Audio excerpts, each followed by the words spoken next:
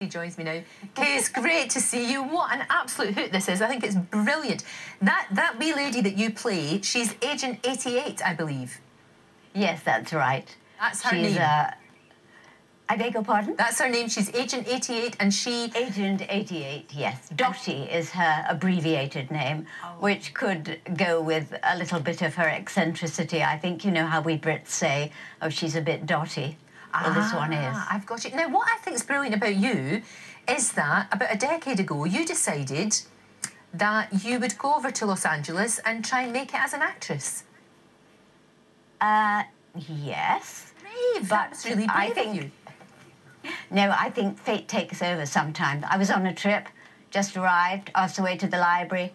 It happened to be an agent. He put me straight onto Friends and film school, and I took it as a divine intervention, and I started out.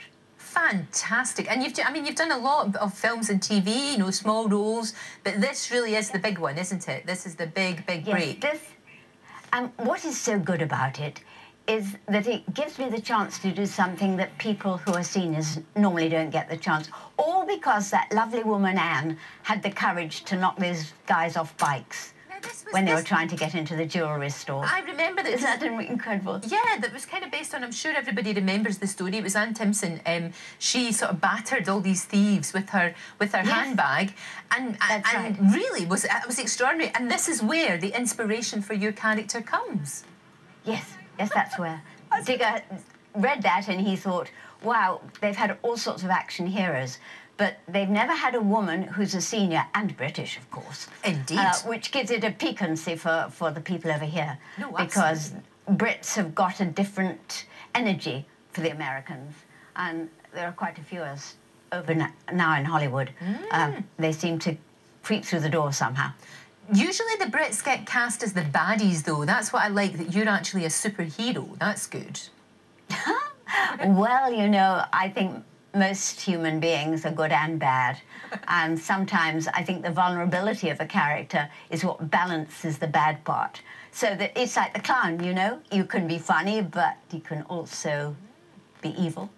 Now, look, tell me... that's what... No, I think you're absolutely right. Tell me, what did the family think of you? What did your family back over here think of the fact that you're going to be a Hollywood superstar? Well, they want me back to be with them, but they're very tolerant. They've learned over the last 10 years that it's more important to have a mother who is fulfilled in herself and not sitting at home moping over what might have been. And, you know, we could all do that if we chose. It's half full, half empty. One era ends, but you can make another begin. So you don't have to be a victim. And I think that is a message, if I want to get anything over to my kids, is you never have to be a victim. You always have choices. And I think it's they'll remember that. No, I think it's absolutely brilliant, Kay. I really do. I mean, who knows what this will lead to? You know, this could go absolutely huge, couldn't it? Well, if anyone had told me that I had the chance to work with Peter Mayhew, Chewbacca, who is the one who is going to be designing all the wonderful things in the series as a character, I mean, I would have said they were mad. I've never been in that class. I mean, I was a midwife and nurse for 40 years, so would you ever imagine acting with someone like that? It's just incredible to me that I might get the opportunity. It's fantastic, Kay. Thank you very much indeed. And when you pick up that Oscar, come back and talk to us. Thank you, Kay. Great to see you. So. Thank you. Goodbye. What a great lady.